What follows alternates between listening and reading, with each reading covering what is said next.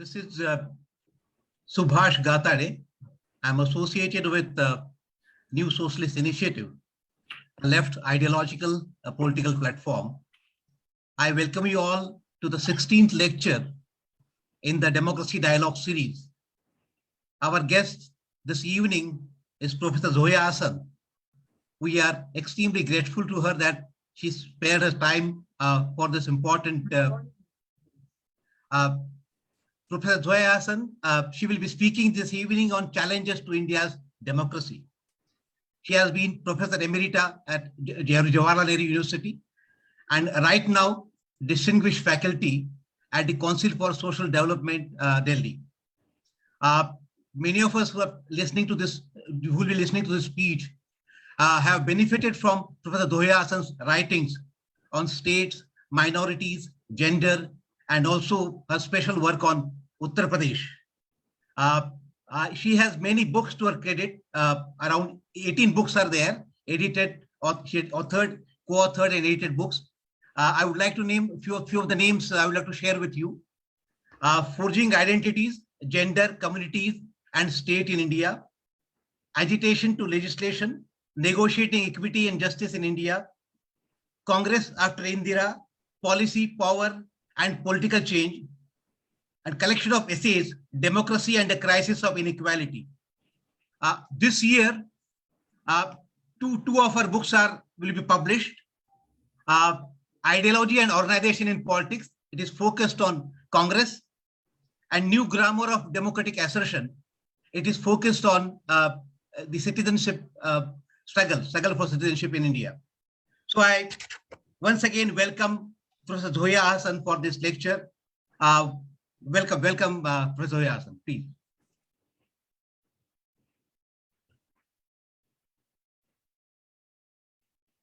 Okay, thank you. Let me begin by thanking the New Socialist Initiative for the invitation to give this lecture. It is an honor and privilege to do so, given the stellar cast of speakers who have spoken to this group. I'm especially thankful to Subhash Gatade and Ravi Sinha for inviting me to this important series of democracy dialogues. And as it turns out, I'm going to be speaking about the crisis of democracy. So here it goes. Challenges to India's democracy. The 75th anniversary of Indian independence is a landmark event in the history of our democracy. It is for this reason a significant moment to assess the state of our democracy. As the largest democracy in the non-Western world, India is a success story.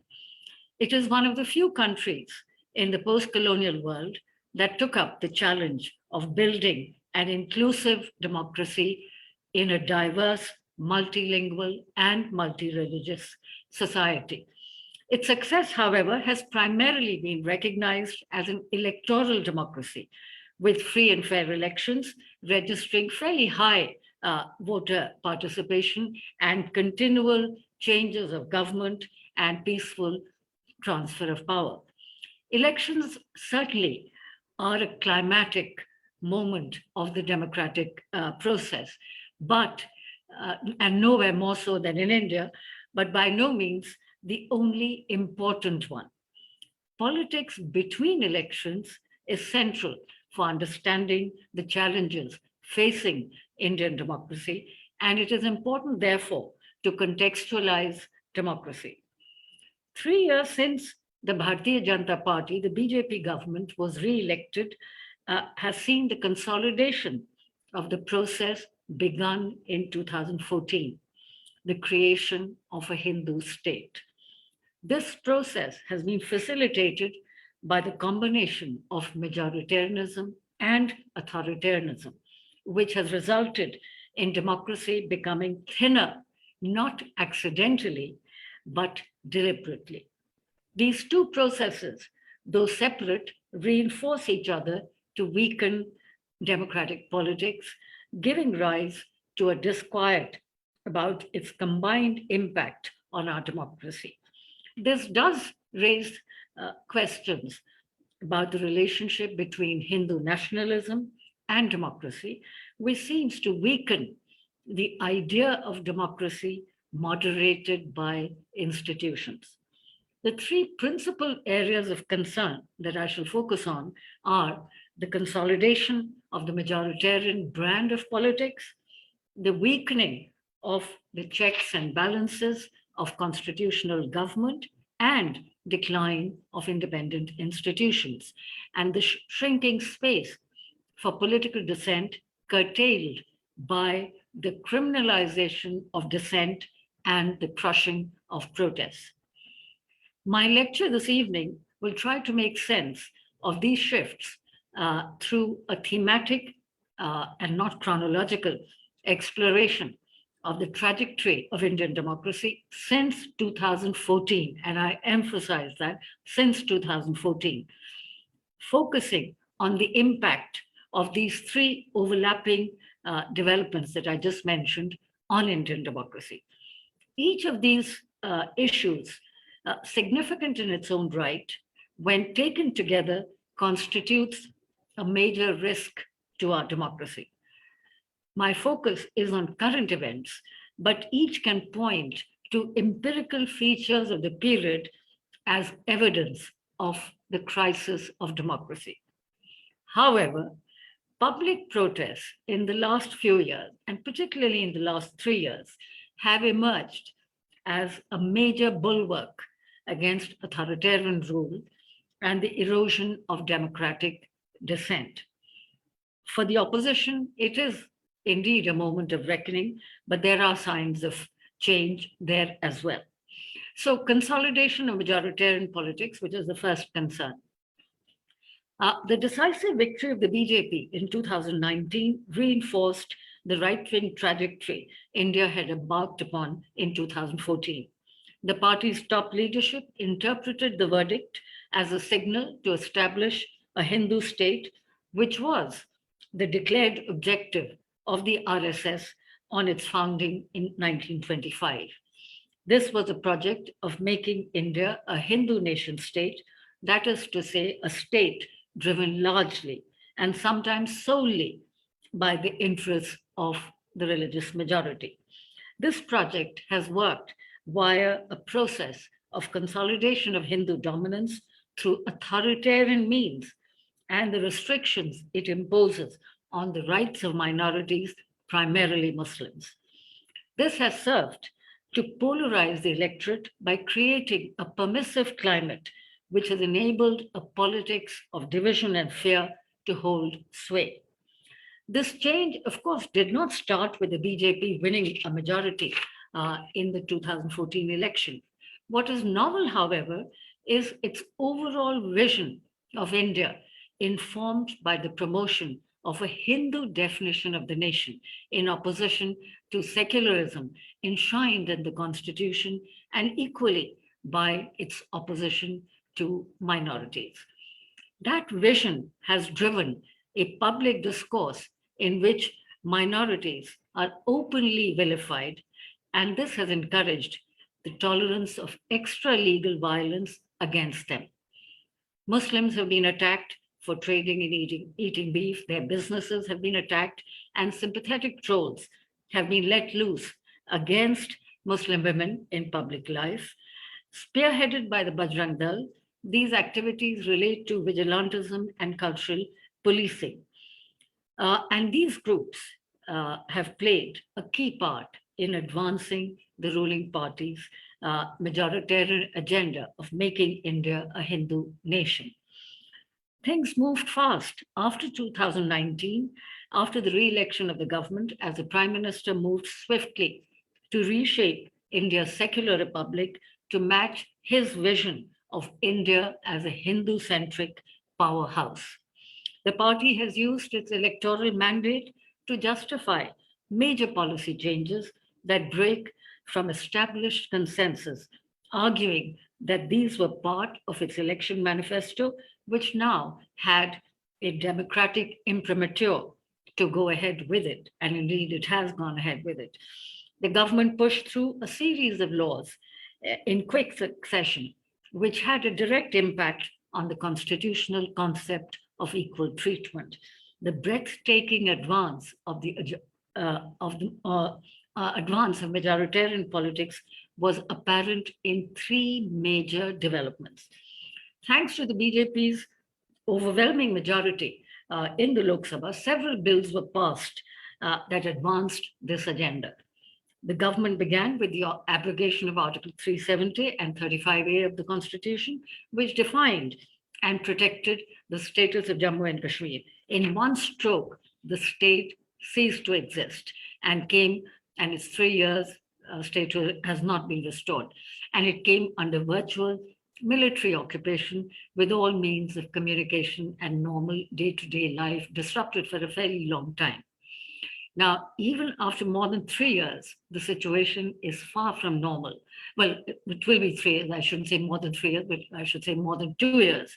The situation is far from normal in the state. The whole exercise is widely regarded by a significant number of people as a violation of the Constitution and its procedures. Second, the citizenship provisions in independent India avoided any communal or religious identification, adopting a birth-based rather than descent-based model. This has changed after the enactment of the Citizenship Amendment Act, which seeks to fast-track citizenship to non-Muslim minorities in Pakistan, Afghanistan, and Bangladesh by creating an exemption for illegal migrants who are all non-Muslims, but does not offer the same exemption to refugees and immigrants who happen to be Muslim. This is obviously extremely discriminatory. And not surprisingly, the amended law quickly occupied the center stage of Indian politics. For the ruling party, however, it was a culmination of a long overdue project which envisioned India to be the natural abode for all Hindus. Now, of course, it runs contrary to the inclusive idea of India, which had enshrined equal citizenship with no religious distinctions. It provoked major protests across the country, which lasted for 3 months until the outbreak of the COVID-19 pandemic, which put a stop to it. The third significant development, it's hard to say which of the three is more significant, but the third significant development related to the Supreme Court's verdict, which pronounced that the disputed land in Ayodhya would go to a government-monitored trust to build a Ram temple, and Muslims would receive a separate 5-acre plot of land in the city to build a mosque. The apex court thus ensured that a temple would be built on the land where the mosque once stood, which by the court's own admission was illegally demolished. The greatest significance of the judgment lies in the tacit endorsement of majoritarian politics by the highest court. Furthermore, assigning to the central government the task of setting up a Hindu religious trust to build a Ram temple implies that it was the government's duty to cater to Hindu religious interests. The court ruling was undoubtedly a huge victory for the ruling party, which had made the construction of the Ram temple a focal point of its political campaign. Now, at the political level, these three events and actions are not merely tactics to consolidate the Hindu vote. They are strategic moves to push Indian democracy towards Hindu majoritarianism and the consolidation of Hindu supremacy. It has driven a public discourse which has seen an official marginalization and exclusion of Muslims. It is no secret that Muslims are the most underrepresented group in public institutions in India. They have been completely edged out of power structures They already were on the margins, but now they've been completely edged out of power structures under the present dispensation. The ruling party has shown that over 200 million Muslims, one of the world's largest Muslim populations, doesn't count. And electoral majorities can be won without their support. And indeed, that is the reason why BJP does not give even a single ticket to Muslims in assembly elections or Lok Sabha elections. In the just concluded UP elections, not a single ticket was, of course, given to Muslims.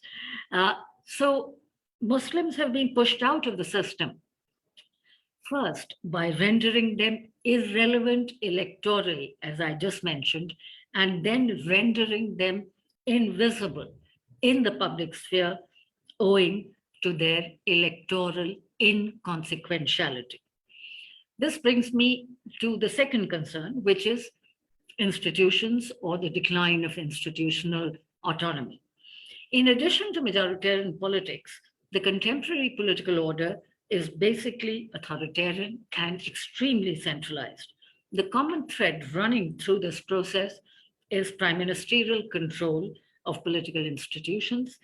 It is the prime minister's office that takes all major decisions, often leaving cabinet ministers to learn of their ministry's priorities through central diktat or from the media. The disastrous demonetization in November 2016 was an example of this style of functioning. Many senior cabinet ministers were unaware of the Notebandi decision until shortly before it was announced. It's not even clear whether the finance minister, Arun Jaitley, knew about it well in time, so to speak. So cabinet ministers, as I said, were unaware of the Notebandi decision until shortly before it was announced, which highlighted the worst kept secret that the prime minister's office is the sole power center. Top-down control has affected all public institutions which are intended to check the exercise of executive power, not the least investigative and coercive agencies, whilst tightening political control over them. The state and its agencies have been used to the fullest extent possible for dominating all power centers, including state governments, and sometimes dethroning duly elected government, so to speak. The government has thus tried to prevail over the country's institutions, either by constraining their power or by limiting their independence. This has been done through the appointment of people loyal to the regime, and in many cases, positions are filled by trusted bureaucrats who have worked with the Prime Minister in Gujarat. Although institutions have always had to negotiate with political rulers, and there have been periods in India's past when things came to a flashpoint, as during the emergency, but never before institutions have had to function for political ends to this extent when there is no formal declaration of emergency. The powerful executive has come to dominate most branches of government, especially parliament, and ours is a parliamentary system of government. This process began with the abandonment of any meaningful discussion in parliament, thus undermining its significance. The manner in which farm bills, extremely controversial farm bills, were introduced and rushed through in October 2020 without debate and by a voice vote is an indication of the serious decline in Parliament's function. The erosion of autonomy of the Election Commission of India is really a matter of serious concern and is part of the same story of declining autonomy. High-stake elections invariably throws up situations where the Election Commission doesn't just have to be fair, it also has to appear to be fair and neutral. This position has been compromised by the erosion of the Election Commission's credibility owing to decisions that are seen to be supportive of the ruling party, especially its top leadership. Critics point to the breaches of the model code of conduct in many elections that haven't been dealt with impartially, thus giving a fillip to the process of majoritarianism. Appeals to religious and caste sentiments have become quite in your face, but the Election Commission has not really taken any action in the last several elections to stop this. Possibly, as has been argued by several commentators, political scientists, and political analysts, that the government has succeeded because it has appointed what critics call pliant election commissioners, a tactic that has affected other institutions also. Now, but the declining autonomy of election commissions is particularly particularly a matter of concern because it unlevels the playing field and contributes to the distortion of electoral politics. Now, if Parliament and Election Commission are no longer act as an effective check on the executive, much the same can be said very sadly for the judiciary. The Supreme Court was until recently one of the most powerful courts in the world. But again, critics point out that it has abdicated some of its independence, notwithstanding its complete control over the formal processes by which appointments are made to higher courts. The Supreme Court's role in the production of the National Register of Citizens in Assam, the judgment in the Ayodhya dispute, its apparent lack of urgency in hearing the challenges against the Citizenship Amendment Act, the abrogation of Article 370, and above all, and I give this the greatest importance, the unresolved controversy over electoral bonds are really part of a pattern, as the court is clearly avoiding pronouncing on controversial cases strongly affecting governmental interests. The court has simply did not even take up habeas corpus petitions. As a result, people languished in jail for months.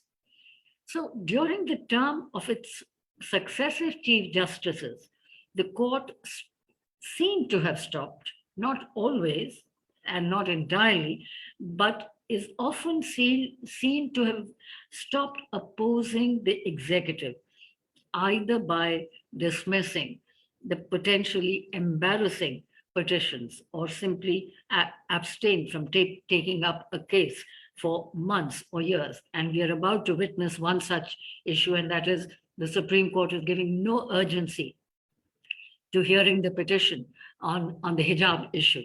That is to say, those who have petitioned against the Karnataka High Court judgment. And this matter is so urgent because there'll be so many girls who will possibly not give their exams because they're not being allowed to wear a hijab. Of course, I would say that if the court does not take it up, I think exams are far more important with or without the hijab. These girls should certainly take the exam no matter whether they can wear the hijab or not. But that is a separate issue. That's my personal view. But look at the Supreme Court. I mean, the Supreme Court and the Chief Justice of India just 3 days ago, in fact, made the point that there's really no connection between exams and urgency of hearing this particular petition. Now, what can one say? I think I'll rest my case just on this one example. So now, whether this can be explained in terms of government pressure or appointment of client judges or ideological affinity on many issues, such as Ayodhya, the illegal migrants issue, all this remains an open question. Of course, the NRC issue is a striking example in which the Chief Justices have, or at least one Chief Justice certainly, expressed the same viewpoint as the ruling party. The fact that key institutions seem to have been captured by people who share, at least in part, the worldview of the ruling ideology, and in some cases are even connected to the ruling dispensation, suggests the entrenchment of Hindu dominance inside the state.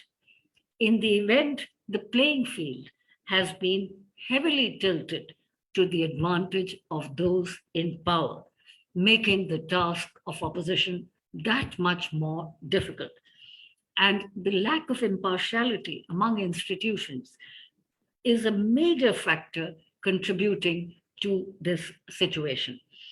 This brings me to the third issue, and that is the shrinking space for dissent.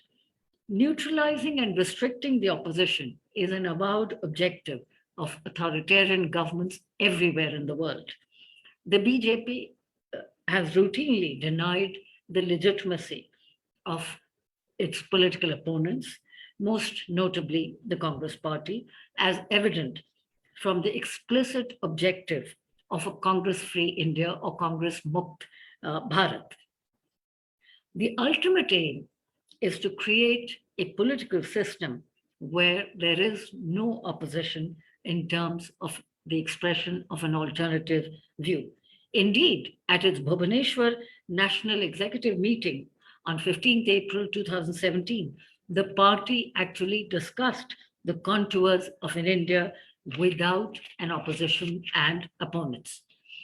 Today, there's no emergency, no press censorship, no lawful suspension of laws, but the curbing of dissent is taking place through a combination of coercive and non-coercive means.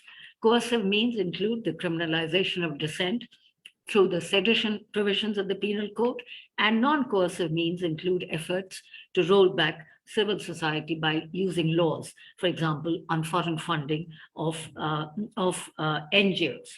And the FCRA, which is to say the Foreign Contribution Regulation Act, is a handy weapon that has been used by government to rein in pesky critics.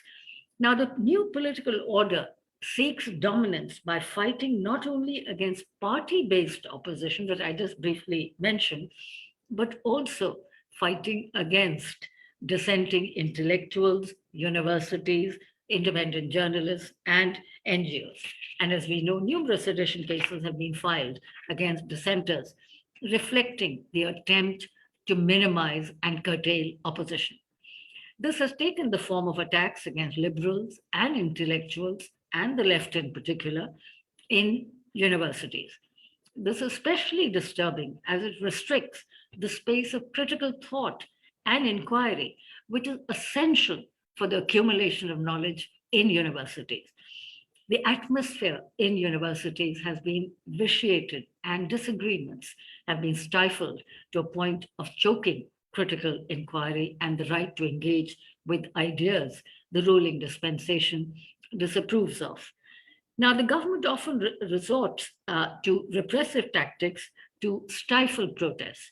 And the most flagrant display, and I think the harshest display of such tactics, was witnessed in response to the protests, to the remarkable protests, I should say, against the Citizenship Amendment Act, which, as I said, provoked huge protests. But the government did everything possible to curtail them, to restrict them, and in some states, and most notably in my own state of Uttar Pradesh, to crush them. Now, the curbs on dissent are not new. Previous governments too made things difficult for protest movements. The midnight arrest of yoga entrepreneur Baba Ramdev by the Delhi police at the Ramlila Maidan in June 2011, where he had organized a protest against the UPA government's inaction on the black money issue, was a clear case of government excess and government overreach, which actually in the end really hurt the United Progressive Alliance government. As with the sedition cases, again by the UPA government, in the Kudankulam case in Tamil Nadu. However, there is a sense in which these negative trends have accentuated or sharpened, marking an unprecedented attack on the politics of democratic dissent. The scale and intensity of restrictions is much greater now than before. Also, what is significantly different under the present dispensation is the wider ambience of intolerance encouraged by the volatile combination of religion and nationalism with the explicit backing of state power, which was never the case before and certainly not during the emergency. What differentiates this regime is the space it provides for the construction of an enemy within, which it needs in order for majoritarianism to thrive. The enemy within, accused of being anti-national, is subjected to harassment and in some cases to long periods of incarceration. And we know there are still several intellectuals who are in jail for basically for reasons of dissent. One of the consequences of this approach is that the National Security Advisor can publicly say to the police that civil society is now the new frontier of war. This attitude reflects the fact that the government or some of its ideologues have begun to see civil society, dissenters, and people who think differently as enemies of the nation. And how dangerous this can be for democracy is evident in India and is evident historically from the experience of so many countries in the 20th century, as indeed in this century too. So this attitude reflects the fact that government or some of its ideologues have begun to see civil society, dissenters, and people who think differently as enemies of the nation. In these circumstances, it is hardly surprising that any protest that seeks to challenge or is critical of the regime is deemed injurious to the health of the nation, even though disagreement with the government need not be a rebellion and certainly is not tantamount to overthrowing the government. Now, there have been some serious social consequences before I come to the opposition, so to speak, to this state of affairs. One major consequence, I would argue, of a weakened democracy with ineffective checks and balances is that India is one of the most economically unequal countries in the world, where the rich have gotten richer and the poor poorer. This emerges clearly from two recent reports on inequalities. The World Inequality Report 2022, published by the Paris-based World Inequality Lab, notes that India stands out as a poor and unequal country with an affluent elite. The elite in India really have it good, where the top 10% holds 57% of the national income, while the bottom 50% share is just 13%. The Oxfam India report, which was also published in January, just a few weeks after the World Inequality Lab report, says that the richest 98 Indians control as much wealth as some 555 million poor people. More than 4.6 crore Indians have fallen into extreme poverty in 2020, even before the pandemic. Nearly half of the global new poor, according to the United Nations, are here.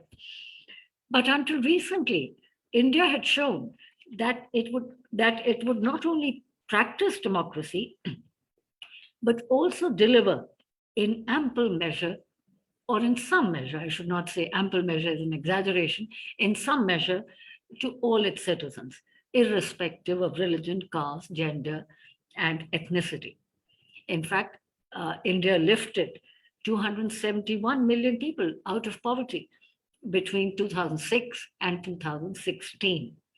The substantial gains that India had made in terms of poverty reduction are under threat of reversal.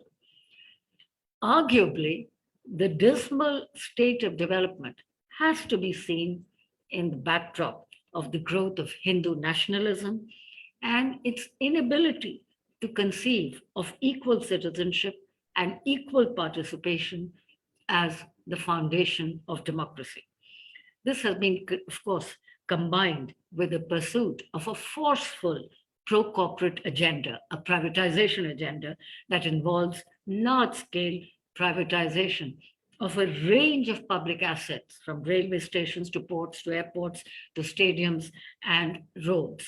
The ideologues of Hindu nationalism on no occasion refer to distributive justice or equality. This is really very striking. Instead of developing redistributive policies, the government is invested in its own sort of form of welfareism or a welfare policy which is aimed at distributing one-time benefits, most notably free rations during the pandemic, which, as we heard yesterday, the Prime Minister announced has been extended for 6 months till September of this year. But my point is that this is good and this was perhaps needed, especially during the pandemic and given the joblessness, acute joblessness in India and no prospects of getting jobs. Certainly, free rations was something that was very, very important. But my point is that even this minimal economic security was not provided as a matter of right to decent living, but as a largesse from the state. The Mahatma Gandhi Narega, which was instituted as an economic right, notably has been whittled down, diluted, while the distribution of free ration, which is not a right, is closely identified with the political leadership, which is hailed for its benevolence and its munificence in helping the poor at a time of economic crisis. And surely this kind of transactional welfareism, if I may put it that way, does not address the structural problems of inequality, not leave alone structural problems, does not even address the problems of rising inequalities, but it brings plenty of political benefits for the ruling dispensation, as was evident in the just concluded assembly elections, including and most notably in UP. Now, this then brings me to the concluding section. Now, I just mentioned the 2022 assembly elections, which the results of this series of elections indicates a reinforcement of the rightward shift India's polity had embarked upon in 2014. Barring a few setbacks, notably the defeat in the West Bengal assembly elections in 2021, the trend is not reversing. The BJP has in fact consolidated its primacy in most states, barring those where regional parties hold sway and have kept it at bay.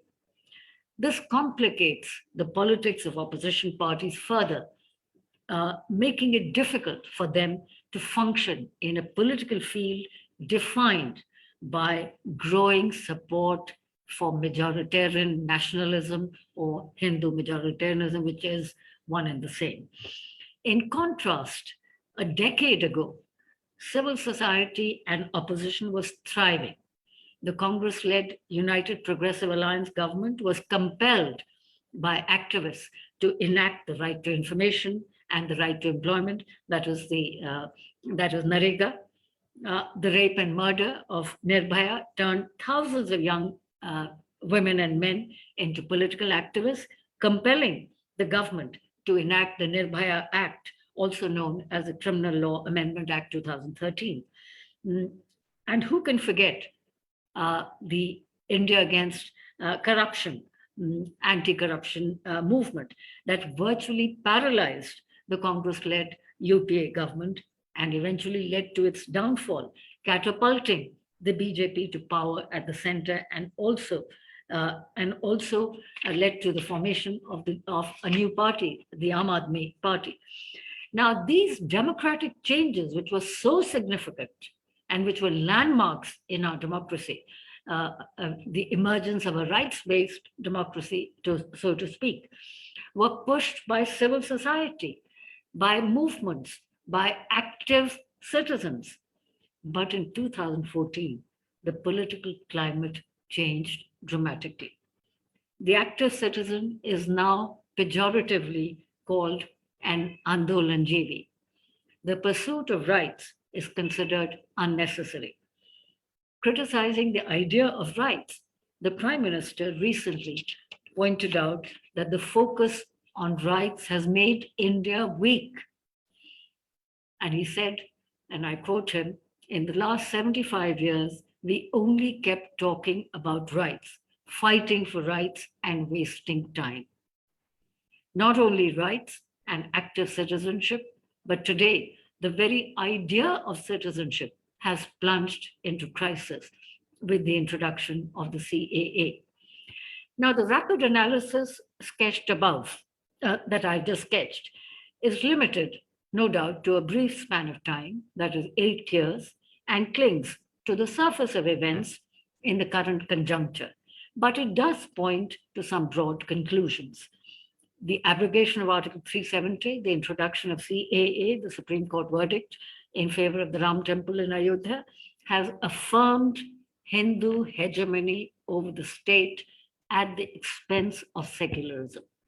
The control over key institutions has facilitated this shift and legitimized these processes.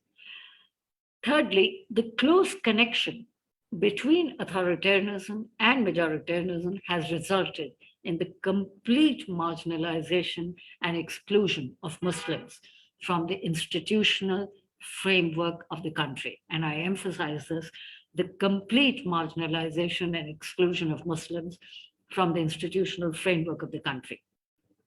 Thus, a deeper transformation can be detected, pointing to the possibility that election victories, as Ashutosh Vashni argued recently in a piece in the Indian Express, can now be used to create laws or governmental policies that can begin to attack rights, especially minority rights enshrined in the Constitution. I hope not, but that is a fear that he expressed. Now, what are the possibilities of change in this scenario? I think public protests have given a glimmer of hope by pushing back against illiberalism and coercion. Even though the regime restricts the scope for mass action by deploying strong arm tactics and increasingly using national security to curb demonstrations, public protests nonetheless have occurred with growing frequency under this government since 2014, and protests have been more frequent since 2019, and of course the equal citizenship protests and the farmers' movement, a remarkable movement, one of the world's largest and longest movements, are two particularly important protests. In sum, these years, that is the last 8 years and the last 3 years in particular, have seen some spectacular demonstrations of popular protest, one might even say popular sovereignty. A central political dynamic then that has emerged is the growing struggle between two forces: the continued dominance of Hindu nationalism at the center under Prime Minister Narendra Modi, who continues to be extremely popular, and interruptions to its legitimacy by social movements and the challenges faced by Hindutva at the hands of anti-BJP and non-BJP parties. And I'm deliberately making a distinction between anti-BJP parties and non-BJP parties in several state elections, most notably, of course, in Punjab, just 2 weeks ago. Now, the social movement dynamic has so far halted the implementation of the CAA, and it compelled the government to repeal the three controversial farm laws. This is, I would argue, a democratic triumph, as it shows that despite all the curbs and restrictions on dissent and protest, Indians have not been silenced. They are making their presence felt and determinedly staking a claim to democratic participation. As for opposition politics, that is, opposition party politics, it too is in a churn. Non Congress parties have begun to take up the space vacated by the Congress, which is showing no signs of revival. 8 years after its spectacular defeat in the 2014 elections, the party is suffering from three major deficits. And since I just finished a book on the Congress, I'm just basically making the point that is central to that book, which I hope will be published next month. That is, the party is suffering from three major deficits of credible leadership, weak party organization, and a clear ideology or ideological positioning vis-a-vis the ruling party. Beyond these three structural problems, the Congress party has failed to rethink its campaign strategies and has no new program to offer to the people. Or if it does, it rings hollow because the party activates only months before the elections. So overall, opposition politics in these circumstances, is functioning at two levels. At one level, there is an attempt at challenging Hindutva dominance led by the Congress. At the other level, opposition parties operate within the space set by the BJP and are not bothered about the mobilization of Hindus on the basis of communal polarization. And I think there are several parties which fall into the latter category. Even though the first is difficult, that is challenging Hindutva dominance, the three main strands in anti-BJP politics, the Congress strand, the social justice strand, and the left strand, can collectively counter the BJP.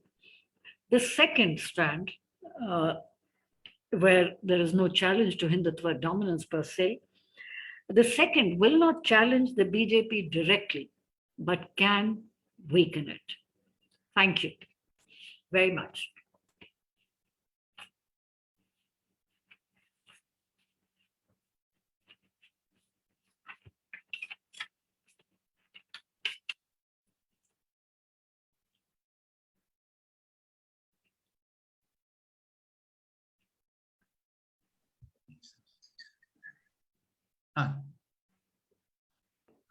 I will request our comrade Ravi to say a few words first. Yeah.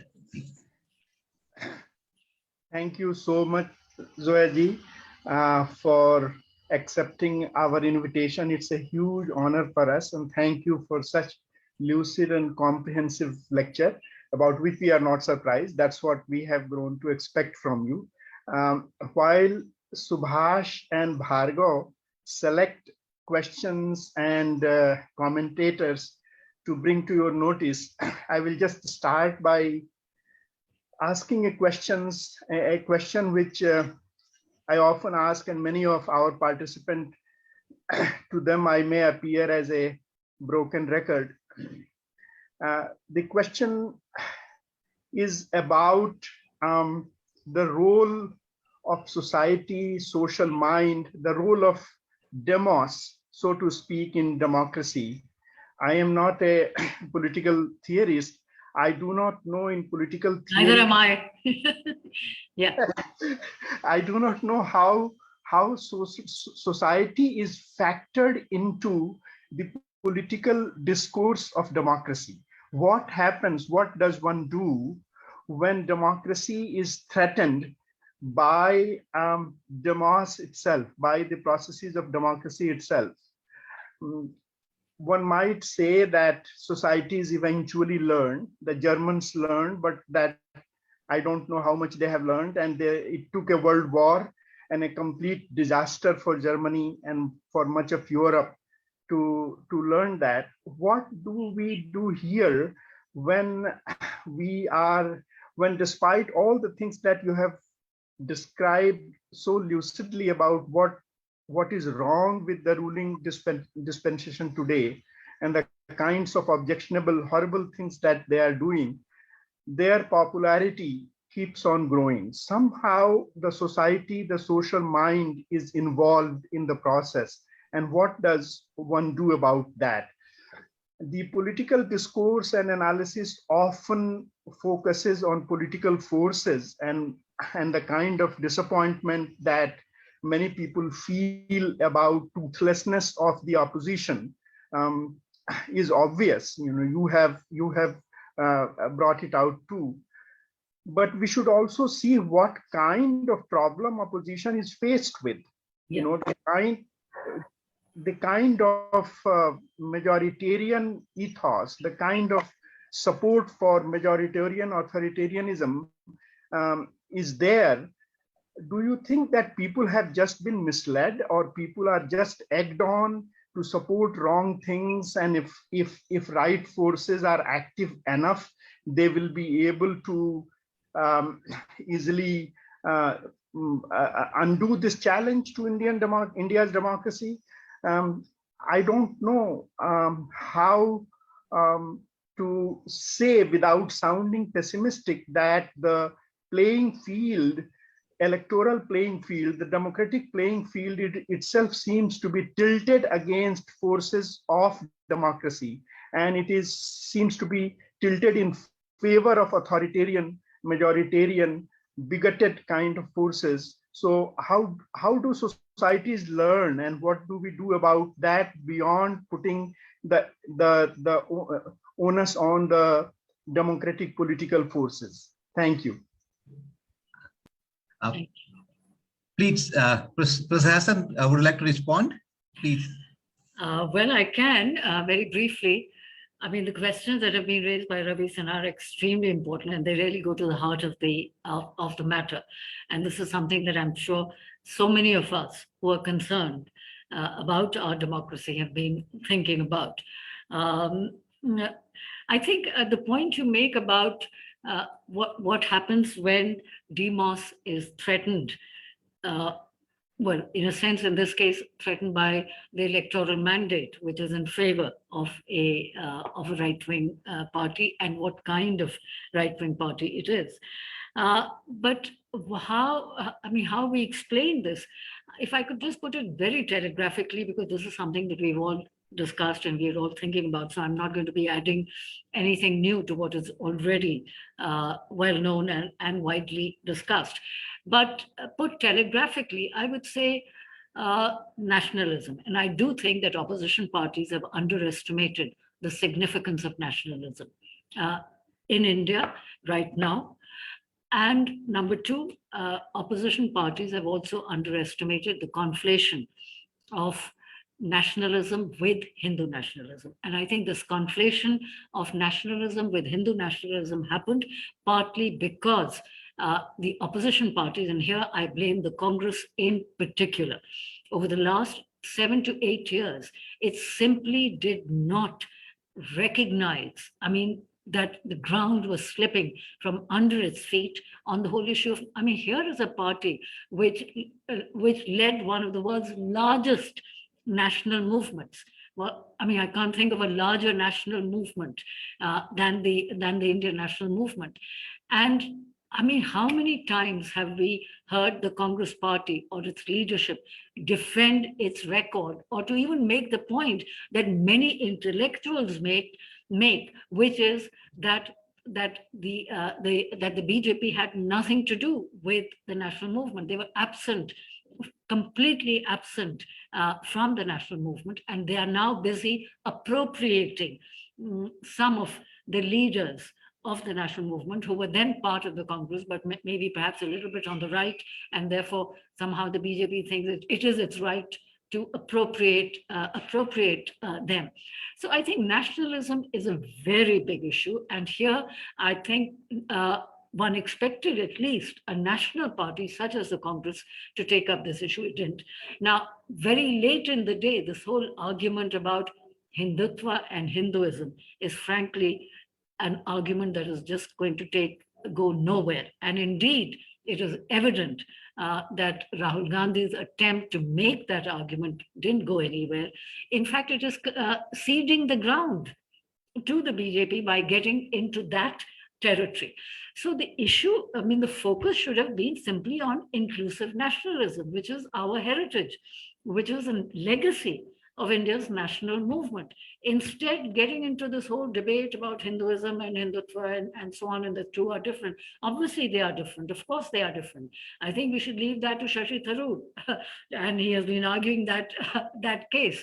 I think there was no need for the top leader of the Congress party to get into this debate. It should have been left to others, and it's fine. I think it was fine for Shashi Tharoor to take up this issue. He's written a book on this and is perhaps quite well versed in. And the point is, he's well versed in what he's talking about. I'm not sure whether other leaders who have been trying to make this trying to differentiate between the two are so well versed in Hinduism. So that is a major problem. So I think letting go of nationalism was a big problem.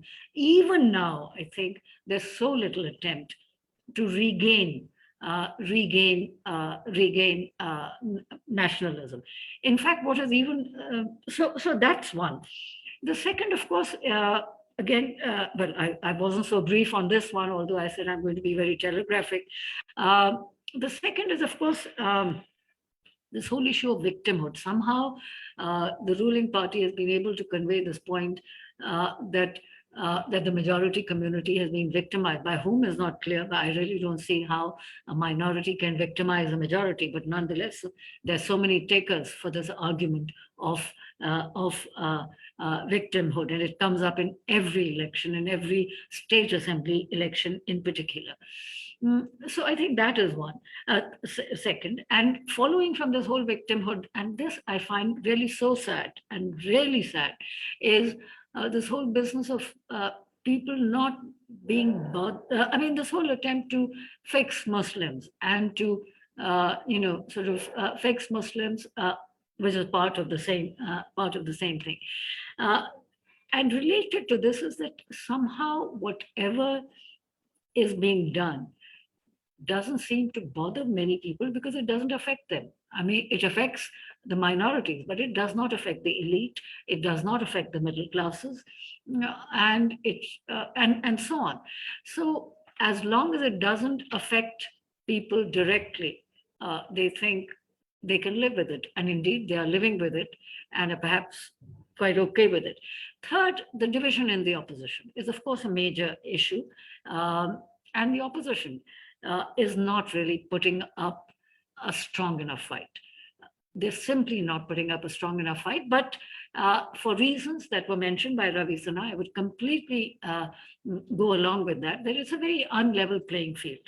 And the entire state machinery, well, I mean, that is a major problem, is that the unequal playing field and the way in which state power is being used for the promotion of party interests. And we can see that in the way in which the Prime Minister functions, where he often functions more to promote the interests of his party than always. But of course, now they've equated the party and nation.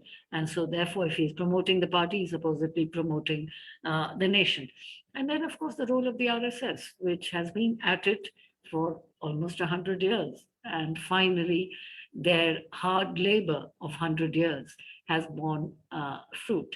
And one other point, which I should have actually mentioned earlier, and that is the support in India, greater in India than perhaps in many countries, for a strong leader, bordering on a support for autocracy.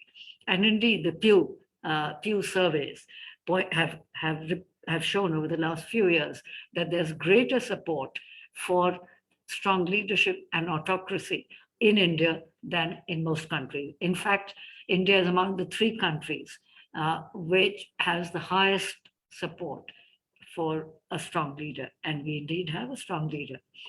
You can't think of a stronger leader than the leader that is that we have. So all of these, and I'm sure there are many other issues, but I've just mentioned some of them that I think might account for where we are.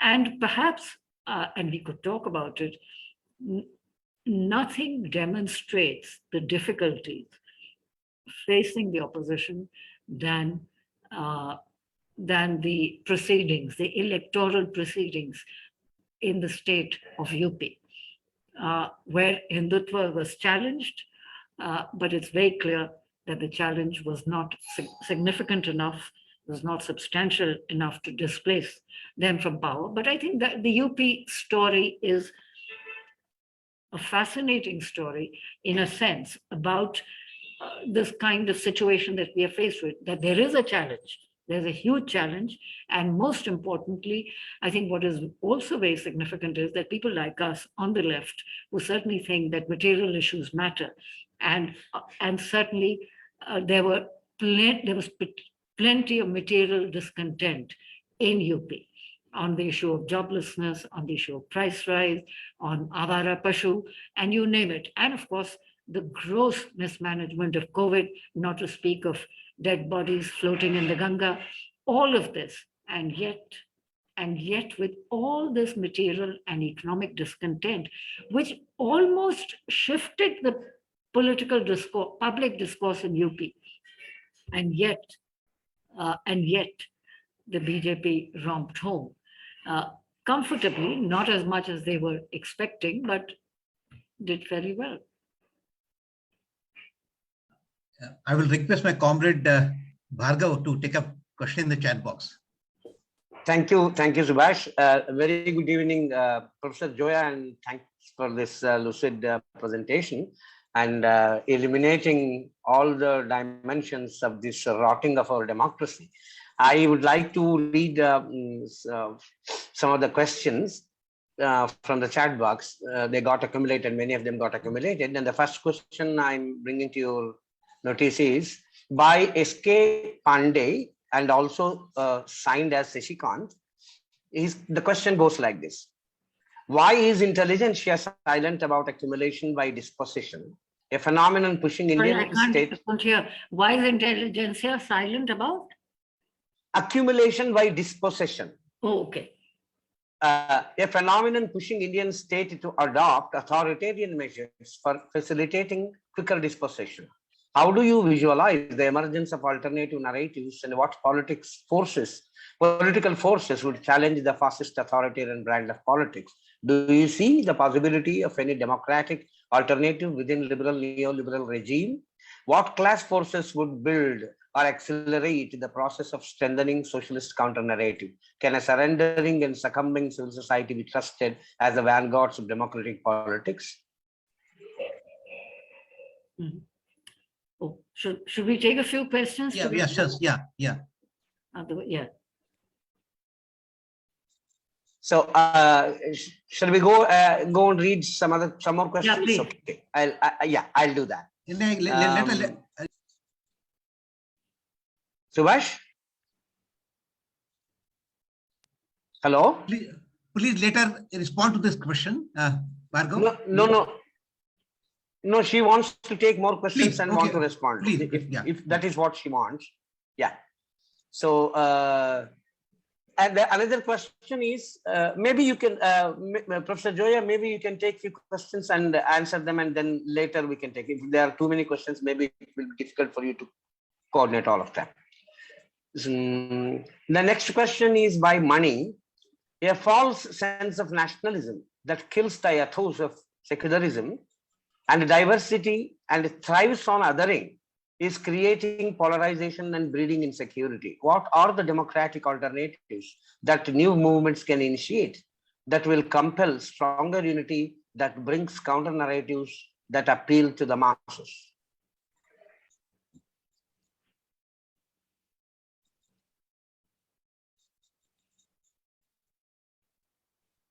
Yeah, are we taking more or? It's up to you. If I want to read, I can read. Go on reading, and you can note down the points, or you can. Yeah, I'm noting. Yeah, comfortable. You can, But okay.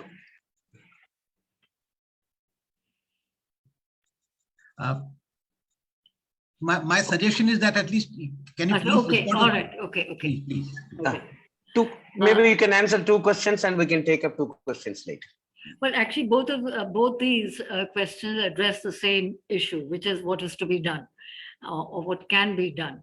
Now, that is really a million rupee question, and I must confess, like everyone, I'm thinking about it, and I'm often say to myself that it is easy. Let's say if we talk about opposition parties for a moment, while we can criticize opposition parties, as indeed we all do, and I have done too. But if we were to put ourselves in their shoes, what is it that the opposition parties can do? Now, of course, one could argue that AAP has emerged as one alternative, with a kind of a non-BJP alternative, with its focus on cultural nationalism. I mean, certainly.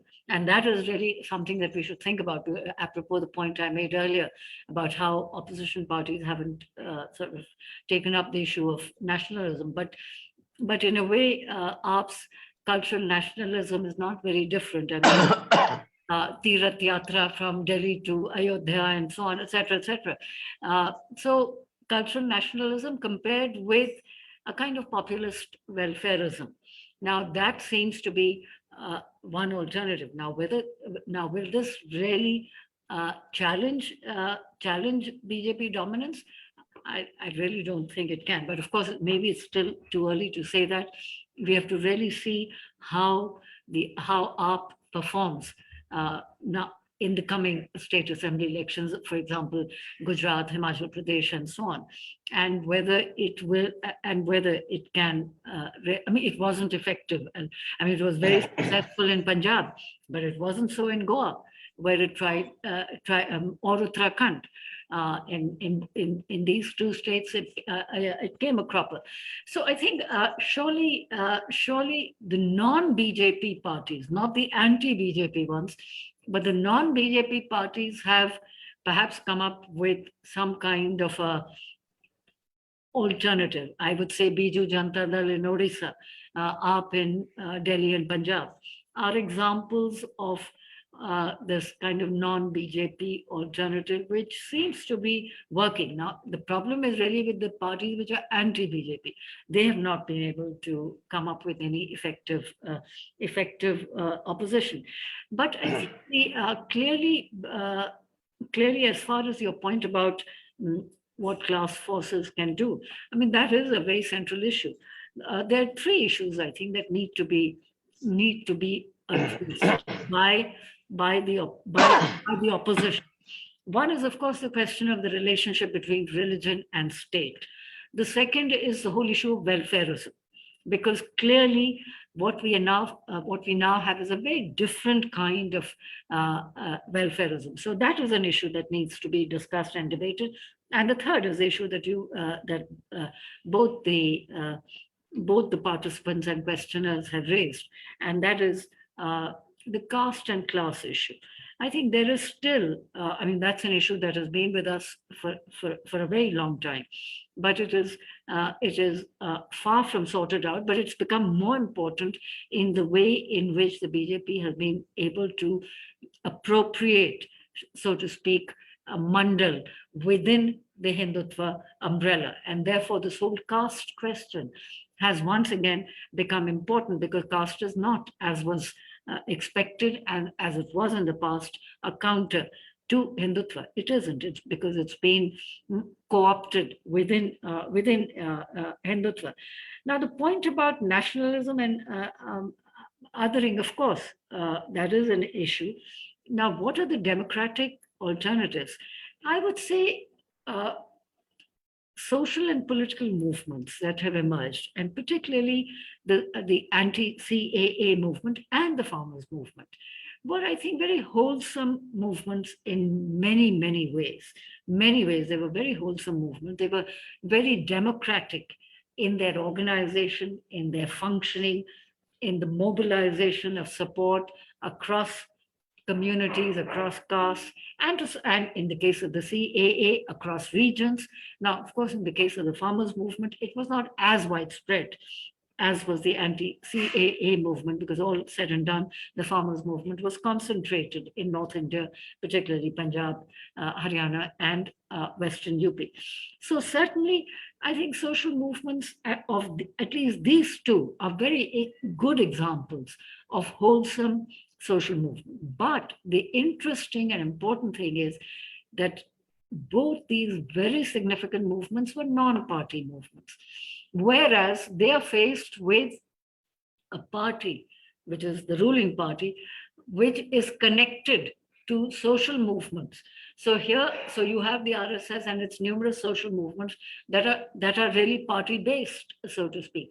And here you have two major social movements which make it a point not to allow any political leader to speak from their platform.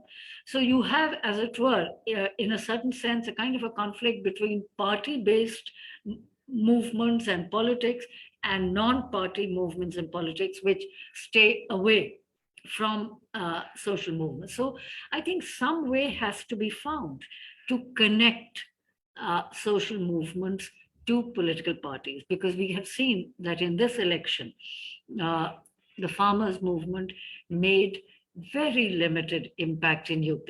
It certainly impacted the election outcome in Muzaffarnagar, in the 8 seats of Muzaffarnagar, and perhaps a few other streets. It no doubt created a mahal which was conducive for the Samajwadi Gathbandhan, but obviously creating a mahal is not enough. So I think this whole dynamic between parties and movements requires much greater thinking, much deeper thinking, because we have before us an example of a movement-based party, i.e. the BJP RSS.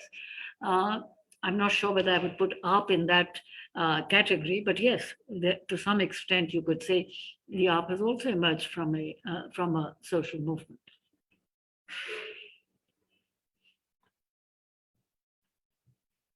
We have with us Kumar Ketkar. He's a member of parliament, and I would request him to make his comment or say the question. Well, actually, I was quite patiently listening to Zoya ji for a brilliant exposition. But since you asked me, I have something nagging in my mind, which may even offend some people here, is that everybody knows about the crisis in the Congress, from leadership to issues to agendas and ideas. But the crisis in Congress is discussed so elaborately, which is natural because it is the largest party. But why the communists lost completely in the last particularly 2 decades? At one point in 1967 and even in 1977, Communist Party was considered to be the second largest in parliament. Why they began to disappear and when? That is one point. And related point is the destruction of the Congress or the crisis of the Congress cannot be only attributed to the crisis in Congress leadership or ideas and ideologies, but also the attack on the Congress by the left. Left contributed to the destruction of Congress enormously, along with the right. And in fact, left and right often collaborated to destroy the Congress. The left thought the destruction of Congress will provide them space, but right actually made left its own Kerensky and became the leader. So that is one. And third, intelligentsia, which was brought up on the Nehruvian or earlier Gandhian, and later on the ideas of liberalism, either coming from Europe or America, how come that intelligentsia so quickly and so suddenly surrendered to the idea of majoritarianism, authoritarianism, and Hindutva in just a matter of about 10 years? In 2009, Congress had 206 seats in 2009, and in 2014, Congress suffered up to 244 seats. So that came only after the middle class intelligentsia, the educated middle class intelligentsia, which turned against Congress. Now that middle class intelligentsia was either supporting the left liberalism earlier or center right, but suddenly ceased to be center right or left liberal, and it became extreme conservative fascistic right. How that happened requires, according to me, an analysis in sociological terms of the societal change that has taken place globally and in India in last 20 years, particularly after globalization. And globalization was the trigger for the middle class losing its core values. And today, not only there is no idealism, there is no value to moral and idealism, and no value to the very ideology or debate. As Pratap Bhanumita keeps lamenting, I think it is this action of the middle class or inaction of the middle class needs to be understood before making a political, because finally this society and this class also contributes to the ideology and to the ideas. So it's not a question, it's a comment, and I have discussed sometimes with Zoya many issues, but there's no question of pessimism or optimism. I do not think that the fascistic Hindutva has long life, particularly after Narendra Modi disappears. After all, like Socrates, he is also mortal. Absolutely. बिल्कुल सही कहा आपने.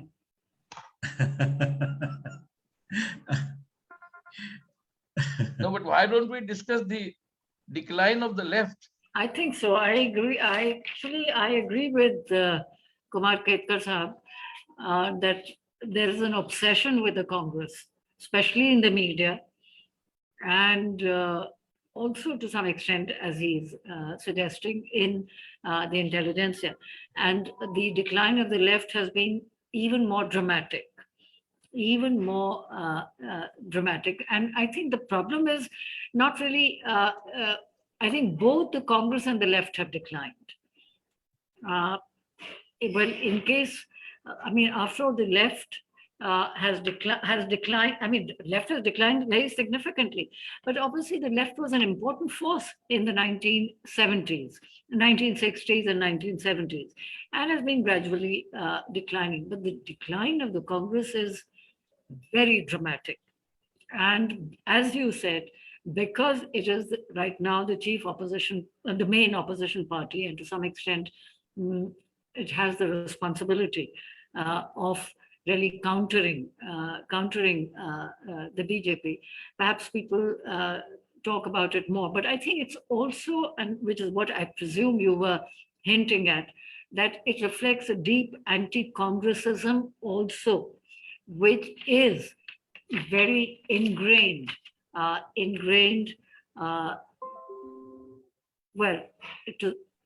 could say ingrained in the media, in the middle classes, and the intelligentsia. But I think the point that you make, which is really important, and which in a sense explains why the middle class is where it is, which is the middle class is actually actively, and the upper caste. Why just middle class? It is really the upper caste, let's face it. I mean, there isn't, look at the recent CSDS post-poll survey and analysis of the UP Assembly election and the others. Almost to a man and woman, 90% of Brahmins voted for the BJP. You can take it for granted that if they are Brahmins, they will vote for the BJP. But not just the Brahmins, obviously the other upper castes as well. So I think it is not just, it is upper caste and middle class. And in states where upper caste constitute a significant chunk of the population, as in UP, where they are almost, Brahmins are about 9%, imagine. And upper caste constitutes almost 19-20%, and it makes a big difference. But as far as the middle classes are concerned, the point that you were making, and which is really the key point, and that is liberalization. That is the watershed.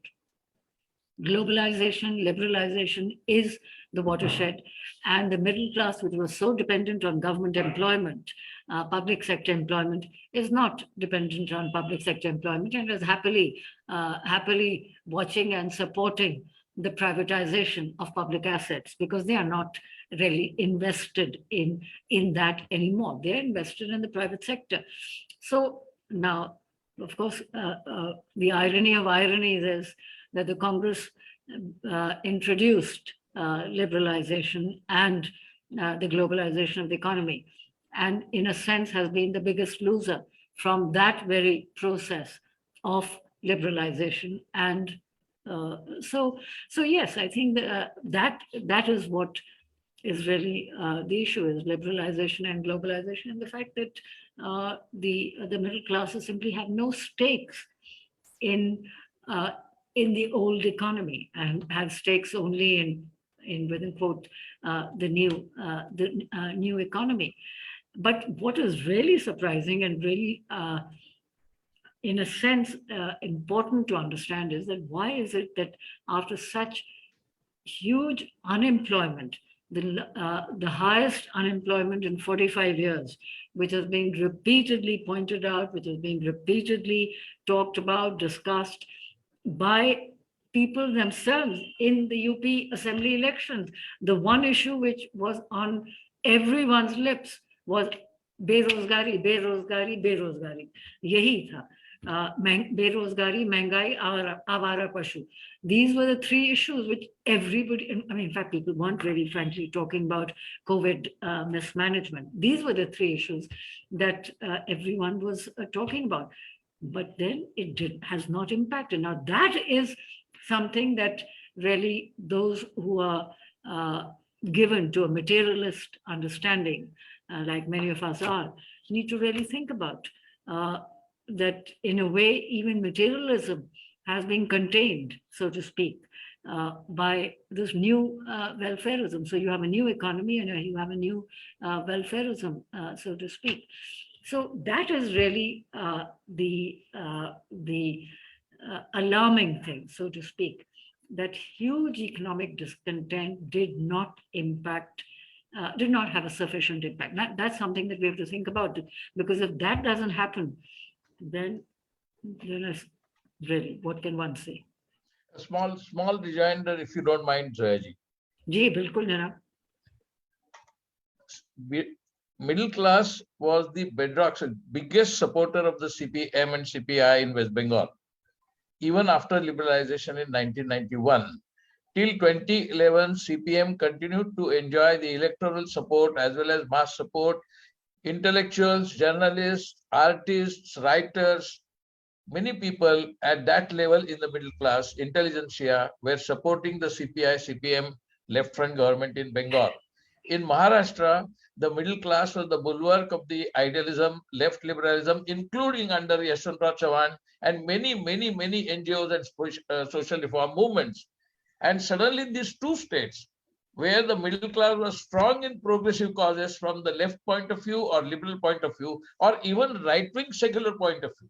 Right-wing secularists in Maharashtra were also strong social reformers. All that suddenly disappeared. In 2011, suddenly Mamata comes, and within 6 years, BJP starts rising in Bengal. And the same thing happens in Maharashtra. Despite Shiv Sena being there from 1966, Shiv Sena could not make a dent in the liberal politics of Maharashtra, only till Modi came on scene. And therefore, I am surprised why the middle class intelligentsia, which supported left liberalism, suddenly, or liberalism, or even right-wing secular liberalism, suddenly gave up all that and joined the Modi-led fascistic Hindutva. That I am quite flummoxed. But in Bengal, they haven't joined the Modi. No, but they did join Mamata in a very negative sense. I'm not opposed to Mamata. Gave a big lesson to Modi is a different thing, but Mamata's support was essentially against CPM. CPM and Congress both lost all the seats. Both were zero in last election. Yeah, they've lost their deposits in most seats. Yeah. Absolutely. Yeah. That is what surprises me. I don't mind if they vote Mamata instead of Modi. But the point is this, that the middle class phenomena that we are talking about, and so to speak, the middle class betrayal of liberalism and progressivism is not entirely unique to India. This is a worldwide phenomenon, although in many of the European countries and Western countries, North America and Europe, surely there's still a kind of a new left. Now, whereas in India, a new left hasn't emerged. Now, whether it is on the issue of climate change and so on and so forth, there are several issues on which there is a significant new left in Latin America, in Europe. But the new left hasn't taken off in India. So there is the organized left, which is to say, obviously the CPI and CPM have declined hugely, precipitously, with very little chance of a recovery. I mean, Congress might still recover some ground, but I don't really see the left parties recovering ground. But then the new left has also not gained ground here as it has in many other countries. So I think, but my point rather is the larger one, that the decline of the left has to do with the collapse of communism, the collapse of Soviet Union. There are obviously a complex set of issues that explain the decline of the left everywhere, including India. And in any case, now, of course, in some respects, the left was very effective in India, but it was always limited insofar as it was wholly devoted to electoral politics.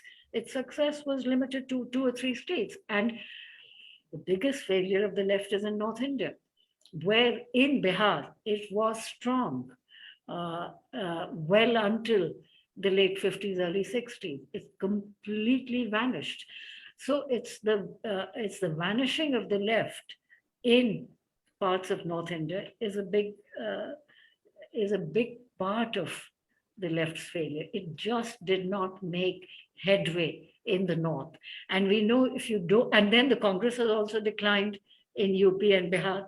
So then, the ground is sort of wide open for the right and for the BJP in North India. And let's face it, why is it that a lot of people are saying that 2024 seems difficult for the opposition, partly because the BJP has a platform, and the platform is UP.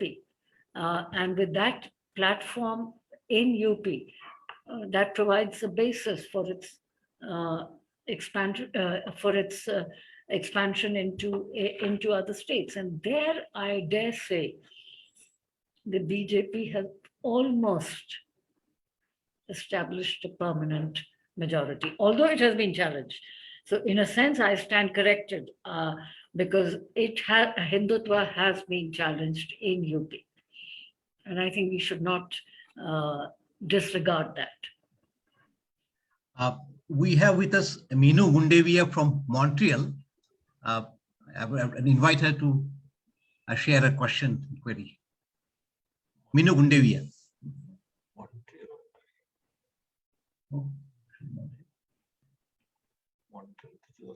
Okay, thank you very much. Thank you very much. Good morning from Montreal, Canada, and good evening to all of you. I would like to thank Professor Hasan for her insightful and informative talk. I learned quite a lot. Thank you very much. And particularly, I want to bring out the point you made, the last point you made on nationalism.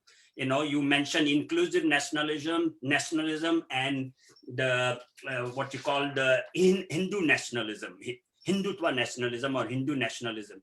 We also have a problem with nationalism over here. I'm based in Quebec, which is a province, and the provincial government is mildly ethno-nationalist, which what you call the majoritarian nationalism, we call it ethno-nationalism over here. And the progressive people over here are also fighting for what we call civic nationalism, which you term inclusive nationalism. So we also have a problem with nationalism over here. The United States had problem with nationalism with Trump. He went gung-ho with the white Christians and all that. But the question I want to ask you, Professor, is as an NRI, what can we do over here based in North America to expose the anti-democratic tendencies of the BJP government? Well, it's really not for me to advise on this. But I suppose, I mean, I don't know about Canada really that much, but one does know a little more about liberal and progressive forces in America, and particularly American universities, where you do have a very strong liberal presence, including of many Indian liberal thinkers, intellectuals, academics, and so on. So surely, well, I mean, I really now and then support has come for issues of on civil rights and so on. So I suppose, you know, basically, as far as I can see, this is a battle that we have to fight. And this is a battle that we have to fight in India. Now, if there is support outside, that is very welcome, as indeed the support even during the national movement of people outside. And Rambu has just written a book on 7 rebels, foreign rebels, so to speak, who supported the Indian nationalist movement. But ultimately, I think, this is an area in which we have to tread warily and carefully, because as we know, for example, during this whole farmers movement, so much was made of that toolkit issue, that young girl from Bangalore who simply shared, you know, a toolkit which probably everyone had access to, but a sedition case was filed against her. She was arrested. She was in jail for a week and so on, all of 19 years old.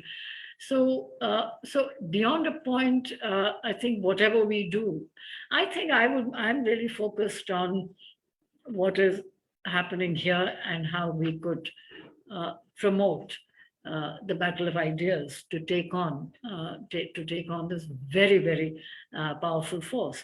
But I take your point that support from NRIs is important, but at the same time, I think this government has also shown that it's not particularly bothered about criticism.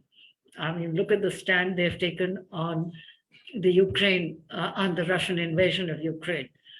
I mean, would we have expected a government to abstain as many times as India has abstained in the past 4 weeks of this invasion, despite pressure and despite so many foreign visits in the past 1 week by foreign ministers from here, there, putting pressure, mounting pressure on India, but they have resisted. And I think a very interesting example of how this government functions on these issues is to instructively read the foreign minister's speech in St. Stephen's, which was the article based on that speech was published in the Indian Express. So, I mean, their functioning is, I mean, they have a completely different notion of foreign policy. And I must say, when I read this article by Jaishankar Subramaniam yesterday, I realized that even the issue is even though they are supposedly non-aligned in the case of the Ukraine conflict, but it's based on a completely different notion of foreign policy from our understanding of non-aligned foreign policy. So in a sense, I mean, these are all such complex issues, and to what extent it will impact this government is of course a question mark, which is not to say that that we should not do what we must do. And this is not to say that the NRIs, progressive NRIs, liberal NRIs should not be doing what they're doing. And indeed they are. And I think very many NRIs have provided extensive support on human rights issues. And I think that's significant. That is significant, and have provided support for important movements, notably the farmers' movement. I mean, the support from Canada was very significant. So I suppose that is the way. That is the way to go.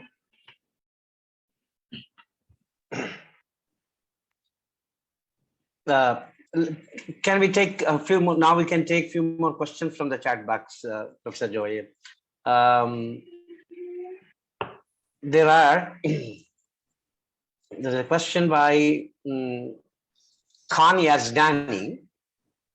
The recent election strategy of BJP, that is 2080, that is complete exclusion of Muslims, he is referring to. Formula, 2080 formula has worked very well and yielded results in his favor. The same may repeat in coming elections, including to the 2024 Lok Sabha elections. Can we outsmart this formula? This is one question is asking. And another question is, interesting question seems to be, is asked by Caesar de Mello. Hitler was known to have expressed himself and his ideology via architecture and other constructions. Is the erecting of a 182-meter statue a version of that trend in India? Yeah. And another question, maybe I will read this question too, maybe you can answer these three questions. Is it significant that Punjab is a state where the followers of a minority religion is in majority? Even Goa, where BJP's performance was far less impressive than in UP and Uttarakhand, and also Manipur, has a 33% minority population. So the Hindus, particularly in North India, appear to have come to be firmly attached to the hindutva ideas. Can we conclude that?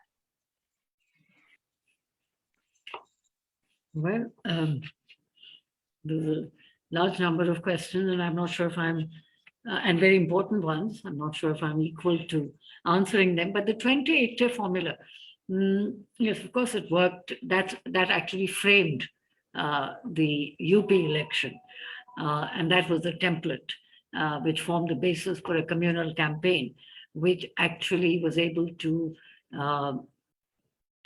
simply outsmart the economic discontent. So now whether those in the opposition can outsmart this formula, obviously they were not able to do it in UP. And I think part of the, there are several reasons why that did not happen.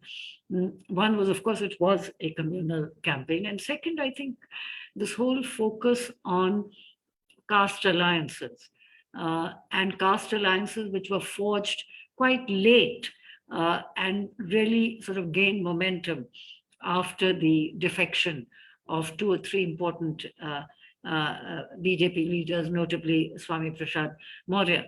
But in fact, he lost his own seat. So much for his coming to the Samajwadi Party. So I think clearly, so clearly one issue is to what extent can opposition parties such as the Samajwadi Party or the RJD, for example, rely on caste. Now, there's a difference between RJD and Samajwadi Party. The RJD in Bihar, I think, did not rely only on caste. Let's remember that Tejashwi Yadav, right till the end, focused on unemployment in a majorly way. In a sense, he was let down by the Congress. Let down in the sense that he allowed himself to be persuaded to give the Congress a very large number of seats. And the Congress was obviously not equal to it. But in UP, the Samajwadi Party focused principally on the misgovernance of the Adityanath government and did not really take up the unemployment issue in a major way. That is to say, in UP, I think the opposition was simply reactive. It was just reacting to Adityanath government. So they did not really provide a counter narrative. At least in Bihar, you could say employment was a counter narrative or formed a central part of the counter narrative. The same cannot be said in UP, where the focus was really on caste alliances. And this election has once again proved, as did 2017, 19, and 2022 that caste is not anymore an effective counter. And if we have any doubts, we have to just take a look at the UP cabinet announced a couple of days ago. 50% of the 42-member cabinet consists of OBCs and Dalits. The vast majority are Dalits, which again, as I said, is really an attempt to simply neutralize the effectiveness of the OBC card of the opposition. Now, so outsmarting them has to be, in my view, based on a non-caste formula. It cannot be focused only on caste. Now, the point about architecture, I think that's a very interesting and important point. Well, it's not just the statues. What about the central vista? The central vista is the biggest example of what you have in mind, or what you're suggesting. Now, about Punjab, your point about the minority being a majority in Punjab. I mean, there are only really two such cases, two such states. One is Punjab, and the other is the sub-region of Kashmir, which is not a state anymore. And so there too, the minority is I mean, Muslims are in a majority in the Kashmir Valley. So, and indeed in Jammu and Kashmir as a whole. But obviously some changes are underway, and this whole delimitation exercise was an attempt again to neutralize that. But you know, in a way, the Punjab example is important because AAP has succeeded in a state and has succeeded very handsomely, spectacularly in a state where actually the minority is in a majority. Now it remains to be seen whether it can be as successful in a state where the majority is the majority. So that will be a real test. We have with us Irfan Engineer. I invite him to raise this question. Irfan, please.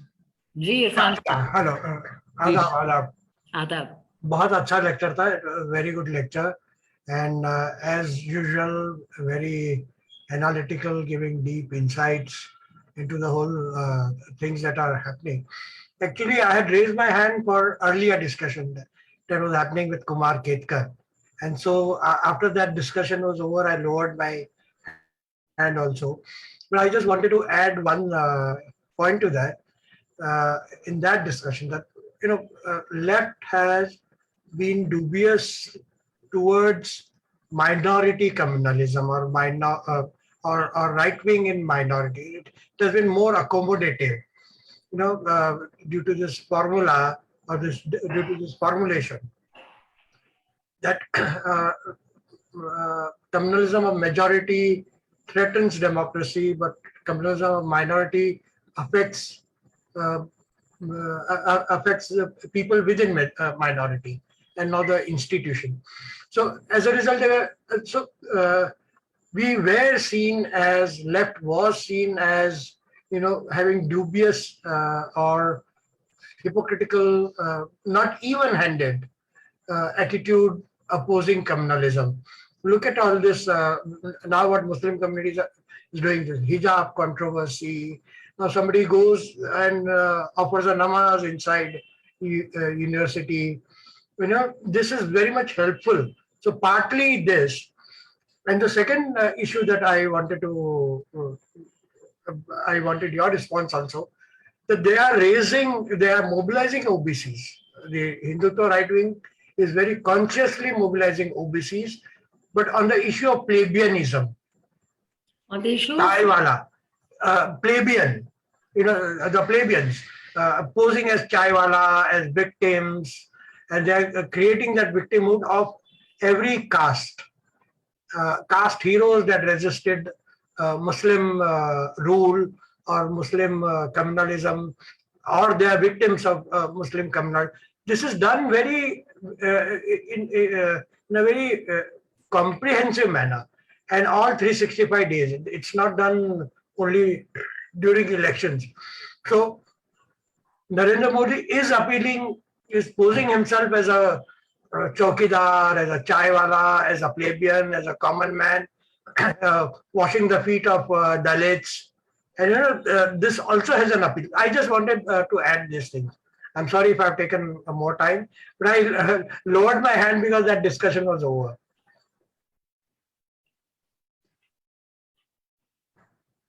Gee. No. Yeah, no, the point that I think the point that Irfan is making is very important. I mean, it's obviously the Prime Minister is himself from the OBC community. And even if that is not openly stated, it's always there. It's there in the background and it is well known. So that surely has helped the BJP in marshalling the support of OBCs. I mean, he's after all, that's one. Two, I think there is an issue of there was an issue of underrepresentation of what can be called lower OBCs, who were somewhat sidelined and neglected by OBC-dominated parties. So I think this dominant, non-dominant conflict within the OBCs has been taken advantage of by the BJP very, very effectively. So that is, I mean, that is certainly one of the reasons. And if you look at the people who have been given cabinet positions in the union cabinet, as indeed in the state cabinet, are mostly non-Yadav or let's say non-dominant OBC. Your point about elites and non-elites, of course, as with many populist movements and right-wing populist movements, such as the one that we are talking about. Surely the elite or non-elite distinction is important. There is an element of anti-elitism, and of course, I mean, all this discussion about the Latvians elite and the English-speaking elite and so on and so forth. Now, that is certainly there, but the irony is that the elites, I mean, not only the non-elites, but the elites are also backing them. So I could understand if after this elite, non-elite distinction, the elites were somewhat wary or distant, but they're not. They are enthusiastically supporting an anti-elitist, supposedly anti-elitist party. But yes, the anti-elitism is a very, very important part of the appeal of populist parties, and including right-wing populist parties in India as indeed elsewhere. We have with us Kannan Srinivasan from New York. He wants to say a few words. Kannan, would like to add?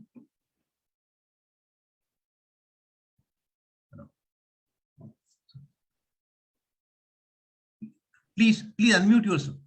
I'm trying to unmute myself, but I'm not allowed to. No. Yeah, please. Yes. Is it possible now to speak? You're audible. Okay, fine. Oh, very good. No, I think that amazingly interesting points were made by Professor Hasan and other people who responded to her. And one that struck me was Kumar Ketkar's points, which were several and very uncomfortable issues. I'm reminded immediately when we talk about what's happened to the Congress of a book that I read long ago by Mushir Hasan about the Kidwais of Barabanki, in which he talked about the first meeting of the United Provinces Assembly in 1937 and talked about the violent calls, the Islamophobic calls from the Congress benches of the Panth government, which had just then taken office. And what this, and I'm not making an argument in a sustained fashion, but it just invites the question that when one looks at the performance of those governments right then, one looks at the pogroms at partition which took place in various parts of the country, but I think particularly the ones I've written about, such as Rajputana and Gwalior, but of course also Hyderabad, which other people have written about very well, all of which involved important people in the Congress. This invites the question as to whether it is in fact the Congress, which has for long, from the very beginning, been the original Hindutva party, challenged only by the Nehru family, who were in a minority and often didn't have their way, and were in fact the voice of rationality in a party which drove an Hindutva narrative at a time when the Mahasabha was too incompetent and immature to actually provide that sort of hegemony and government, until it became a situation when, even as the Congress, under Congress rule, you had the greatest movement out of mass poverty, I think, in any country in recent times, out of extreme poverty. Yet the entire media, which, as Ketka pointed out, is very enamored of a certain anti-Congress, anti-communist, anti-progressive worldview, was all about Sonia Gandhi's supposed trillions of dollars of wealth in Swiss bank accounts. Now, this is all the rubbish that's floating around everywhere in all the media. And I know, being a South Indian Brahmin, every South Indian Brahmin over 50 spends his nights from about 11 p.m. to 2 a.m. circulating rubbish on the internet to members of either the community or of like-minded individuals around the world. And there has been virtually no media coverage of the social change which must have accompanied this economic change. It's so well before the BJP came to office, they already had hegemony. So this, I think, is an important factor in recent social developments, but it's something that stretches right back to the even before the 30s. In fact, you made the point, Professor Hasan, about the fact that caste is no longer such a factor. Well, you know, this VP Singh and Mandal gave a breathing space for a very short period, but in the I think 1923 is when Savarkar first talked about how important it was to build an Hindu Ummah to counter Islam. And for that, the critical thing was to be able to build one with Dalits and other castes. So it's been a long time in the making. It's not as if, and I think a lot of bad social scientists and historians have wasted their time talking about money, Manusmriti, and so on. Actually, the BJP has been much smarter than that, because to build a fascist party, you need a mass movement. You need those numbers, and you really need what from Rosenberg to Jairus Banerjee people have talked about as a mass movement, and that's what this is, and that's why it's powered through in UP most recently, despite all these other trends. I'm sorry, I have nothing more to say. I'm just so excited by the different issues that you've raised and the possibilities that they invite for making us all rethink. And I think that also to bring back the fact that it's that the intelligentsia, the people who are in the press and others who are literate, there's a very strong tendency to very reactionary social views, which have often been effectively disguised as queries about supposed social concerns. In the 1950s, these were always framed by, I think, the socialists as, for example, the questions that were always asked about how much does it cost Nehru to maintain Nehru per day, and then became eventually questions about why is it we're not able to find one individual in the whole of India who, other than one Italian, to run the country, and so on to Rahul Gandhi today. These are all actually, at one level, anti-Nehru family questions, but actually in a profoundly socially reactionary questions. And this is, I think, these are all the characteristics of Indian fascism. The one only thing I wanted to add was in 1951, Paul Baran came to Delhi and spent time with the Planning Commission and wrote a note, and in which he argued why it would not work.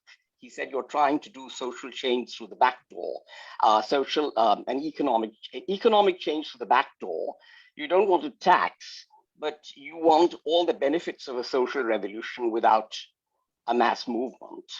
And he said, in the long run, this is bound to fall apart because it's too dependent on foreign aid. So I'm just wondering whether all these can be neatly wrapped up, because these are just my stray thoughts. Well, I think very wonderful stray thoughts. You've put it better than I could, or many of us could. I think you've really summed up several different issues. One, of course, the crisis of the Congress, which, as you said, has a much longer history. And that, I mean, it is well known that, I mean, the Congress has always had a very powerful right wing within it. And I think you were quite right in saying that the Nehru Gandhis were able to contain that. And in fact, that question has arisen today as well, because there's just this clamor that the Gandhis must step aside and the Gandhis must resign, and some even asking them to quit politics altogether, not just resign, sort of resign from whatever positions they're holding. But it does raise the question that you have very, very rightly raised, that once they're not in the picture, will sort of pluralism and secularism, which is so identified with them, I mean, will that survive in the Congress? So that and several other questions that, I mean, issues that you've raised, I think are very, very significant in terms of, you know, the middle class and so on, and its role. So thank you for this intervention. Thank you very much. Zoya ji, there is a hand raised by Mr. Naveen. I invite Mr. Naveen to raise this question. शुक्रिया जोया जी आपके lecture के लिए और इस चर्चा के लिए। मैं पहले एक छोटी सी टिप्पणी करना चाहता हूं, उसके बाद एक छोटा सा सवाल है, क्योंकि कुमार केतकर साहब ने ये बात उठाई, तो हमें लगता है कि इस बात को याद रखना चाहिए कि ये सिर्फ मिडिल क्लास या किसी विशेष सामाजिक समूह का उत्थान नहीं है जो बीजेपी या फासीवाद के संदर्भ में पहचाना जाना चाहिए।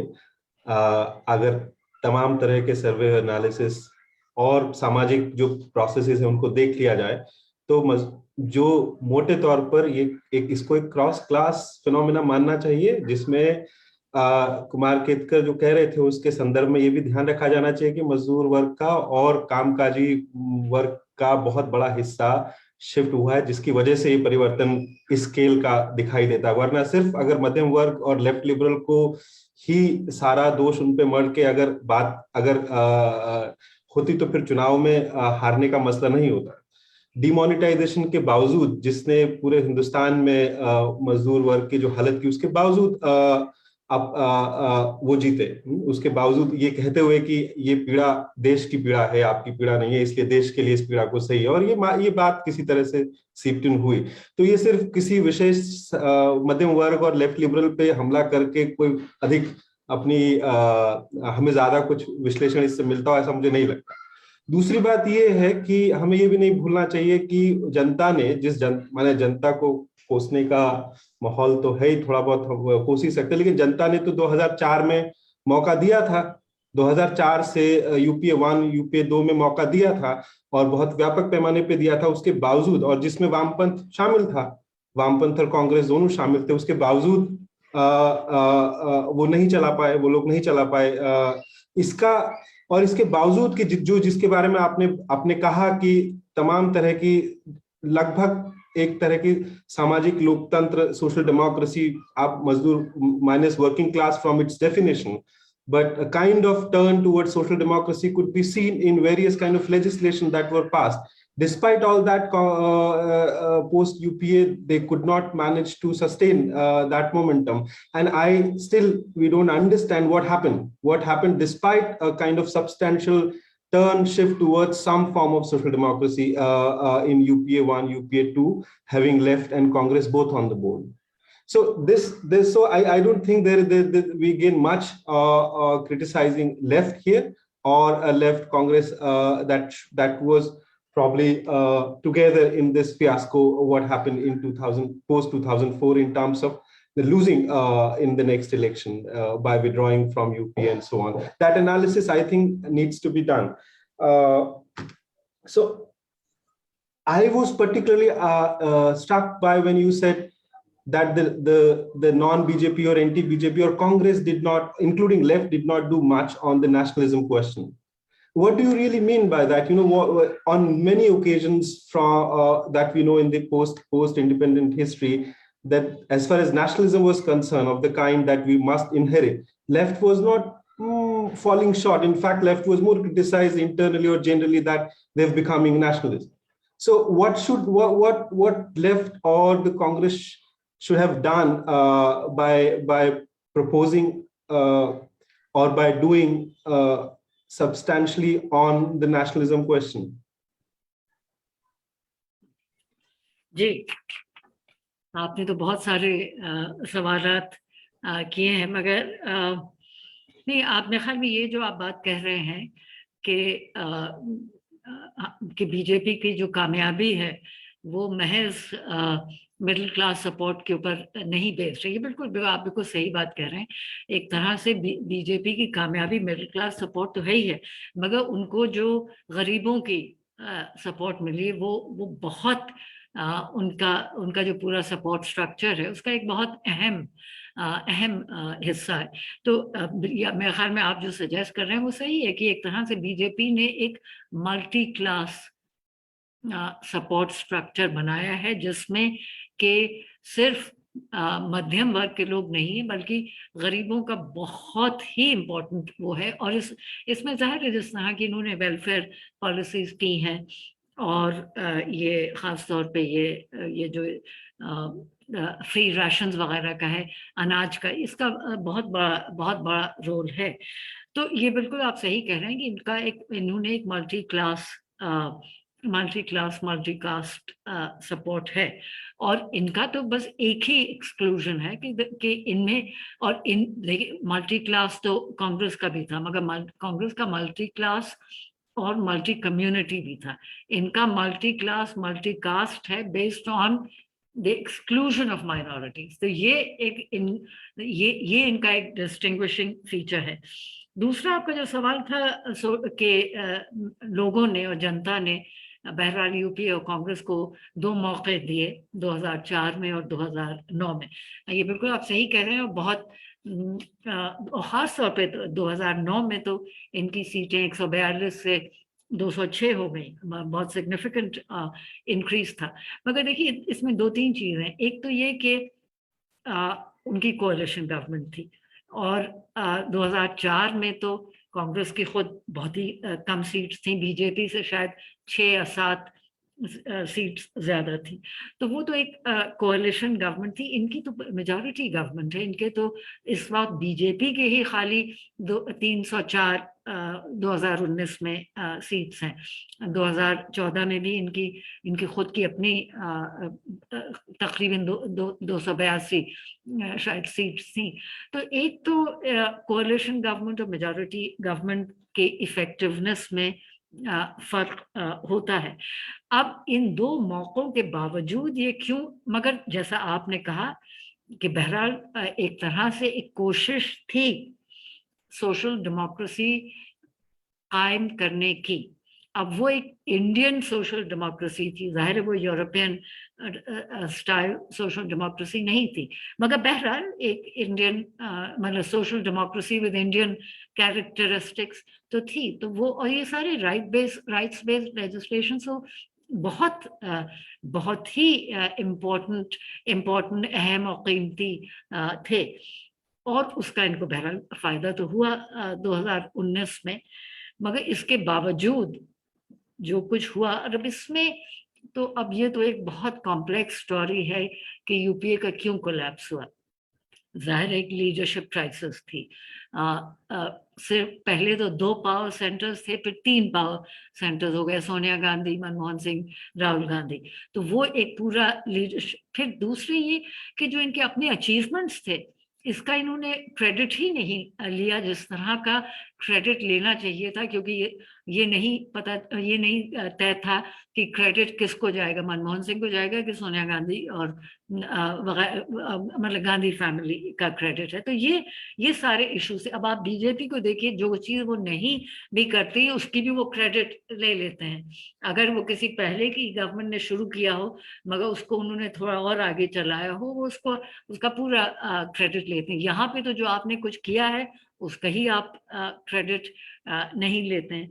तो ये एक कम्युनिकेशन, पब्लिसिटी, प्रोपेगेंडा जो आजकल इतना अहम है, सोशल मीडिया जो इतना है, इन सब चीजों में तो बिल्कुल ही मतलब कांग्रेस और ऑपोजिशन पार्टी जिसको कहते हैं फिसड्डी, इनके बीजेपी के मुकाबले में बीजेपी सबसे आगे, ये लोग सबसे बिल्कुल ही पीछे हैं। और अब जाके थोड़ा बहुत सोशल मीडिया में प्रेजेंस है, डेफिनेटली प्रेजेंस है कांग्रेस का, मगर फिर भी कोई मुकाबला नहीं कर सकते क्योंकि आपके पास वो रिसोर्सेज नहीं है जो इनके पास है, और जो इनके पास मनी पावर है, मीडिया पावर है। तो वो तीसरे ये कि कांग्रेस में खुद इतने, जैसा मैंने कहा, इतने डिफरेंसेस थे, और जैसा आपने खुद ही कहा लेफ्ट विड्रॉल जो हुआ और जिस वजह से हुआ वो जाहिर उसने तो पूरे यूपीए को वीकन किया, क्योंकि लेफ्ट की प्रेजेंस की वजह से एक कोहेरेंस था, एक तरह की कोजेंसी थी यूपीए में, और उनके जाने के बाद वो कोहेरेंस और कोजेंसी तो रही नहीं यूपीए में। तो वो सारे, और लेफ्ट ने एक डायरेक्शन दिया था, एक प्रोग्रेसिव डायरेक्शन दिया था। अब वो जब चले गए तो फिर अब फिर करप्शन तो बहरहाल एक बहुत बड़ा इशू हुआ। और अबव ऑल जो आपने जिसका जिक्र नहीं किया मगर वो इससे इमर्ज होती है बात, और वो ये कि ये जो पूरा एंटी करप्शन मूवमेंट था, सपोजिटली तो इंडिया अगेंस्ट करप्शन, और अरविंद केजरीवाल और अन्ना हजारे उसको लीड कर रहे थे, मगर अब तो सबको मालूम है, और प्रशांत भूषण जो उसमें उस वक्त बहुत पेश थे इस मूवमेंट में, और उसके कोर ग्रुप में थे, वो उनके वालिद दोनों ही कोर ग्रुप में थे। अब वो ये बात को मान रहे हैं कि ये आरएसएस स्पॉन्सर्ड मूवमेंट था। तो उसमें तो ये आरएसएस का तो बहुत बड़ा रोल था इनको डीलेजिटिमाइज करने में, और उस एंटी करप्शन मूवमेंट ने एक तरह से ग्राउंड प्रिपेयर किया, मतलब गेट खोल दिया, यूं कहिए कि गेट्स को खोल दिया बीजेपी के अंदर एंटी करप्शन मूवमेंट ने गेट्स को खोल दिया बीजेपी के अंदर आने के लिए। जहां तक नेशनलिज्म का सवाल है, हम ये नहीं कह रहे थे कि नेशनलिज्म में कोई रोल नहीं रहा है, मगर बीजेपी ने जिस तरह से हिंदू नेशनलिज्म और Indian nationalism which is inclusive nationalism, जिस तरह से उसको कॉन्फ्लेट किया है कि अब कोई ये नहीं कहता है कि बीजेपी हिंदू नेशनलिस्ट है, वो तो नेशनलिस्ट पार्टी ही उसको कहा जाता है। तो वो उसको जो है मेरे ख्याल में जिस तरह से काउंटर करना चाहिए था कम से कम कांग्रेस को, वो उन्होंने नहीं किया। और एक तरह से नेशनलिज्म का मैदान बिल्कुल तकरीबन छोड़ दिया जब ये इसमें बीजेपी इसमें आगे आगे हो गई।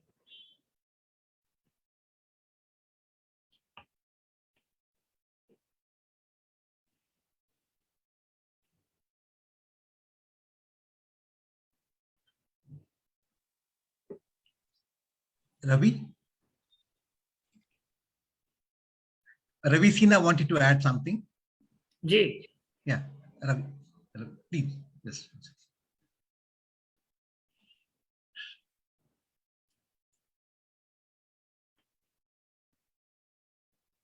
Ravi, please. I'm sorry, this net is a big issue. It has been wonderful, Zoyaji, and it's just we at NSI will have to figure out how to continue this discussion for several sessions. And we have to get a promise from you that apart from taking this discussion forward, you will also give us a lecture on UP, on what happened in UP. No, and Congress. UP and Congress party. Yes, we would really, be looking forward to that. Subhash will coordinate with you so that we can have that discussion too.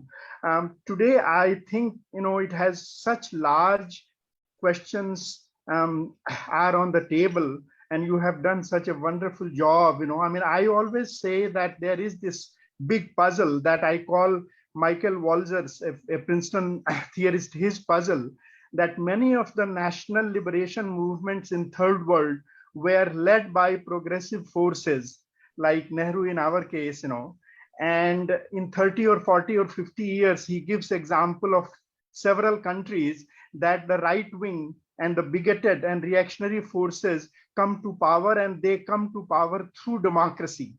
So the democracy that is established by progressive liberal bourgeois forces, that in 30 or 40 years in these societies are taken over by the exact opposite, the communal fascist reactionary forces. And that's really a puzzle, and that's, in my mind, that always points towards the longer term strategy and the longer term challenge about how politics changes a society, that part. And I think that requires much longer discussion with you, because you could teach us, you could enlighten us on such issues. The other point that you raised, and which Ketkar Sahab all raised, is about decline of left, and that's a very large issue, and we in NSI discuss in many different ways. And in a way, NSI is often castigated more by leftists than by others, because most of the things that we tentatively say in NSI goes against the traditional 20th century kind of left that we are products of. So that's again is a very, very deep and very large question we need to discuss. One aspect that you brought, that itself is a question in my mind, that often globalization, liberalization, privatization, this whole global wind change, starting with Reagan Thatcher phenomenon, that is often pointed out as the cause of decline.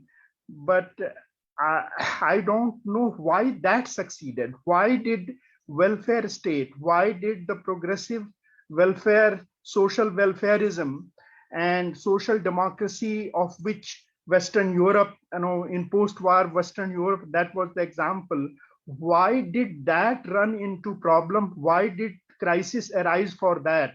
I am no expert, but I don't see an explanation of that. Why was it so easy for Reagan and Thatcher to become so dominant and start an era that goes on and on and on? And the point that was made about UPA and UPA collapse, I consider UPA as an exception in a time where right wing was, in any case, was on ascendance. And since things had not been put in place properly by the right wing in India, that is why UPA got a chance. UPA, even if it succeeded, UPA had no future. So there is a larger problem globally facing into our eyes, and there is a larger problem socially in India facing into our eyes, that we do not know how to counter the foundational slogan of Hindutva with what? Because welfare doesn't work, class analysis doesn't work, workers support Trump, a large part of workers support Trump, workers support Modi, so we do not have a very easy answer. These are very deep questions, and I think, this evening we have been educated and illumined by what you have said, and we have to figure out how to have you as frequently as we can, so that we can further this discussion. Thank you so much for given how important UP is. I suppose we have to really get to the bottom of that. Yes. We will have you for UP, definitely. I mean, we will fix the date with you. We will fix the date with you. So I think with these words, I think we should conclude. It was a really exciting presentation. Many questions came up before us, and we have rightly drawn the right conclusions. So we'll try to coordinate with you as earliest, so that we can continue the conversation. Thanks for joining. Thanks. Great pleasure. Thank you very much.